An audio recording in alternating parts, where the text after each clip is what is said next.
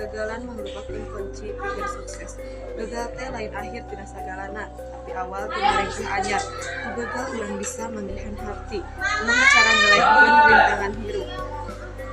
Sagala anu dipilari kadang teu gampang, tapi kudu terus nyoba bari wani. Kadang gagal teh jadi pelajaran anu penting, pikeun ngahontal tujuan anu leuwih luhur. Jadi ulah sieun gagal, tetep semangat sabab gagal teh pancepkeun urang dina jalan. Bari terus mudag impian anu teu katingali. Ku gagal urang bisa jadi leuwih kuat jeung siap ngahontal kasuksesan. Mun sekian ti abdi, wassalamualaikum warahmatullahi wabarakatuh.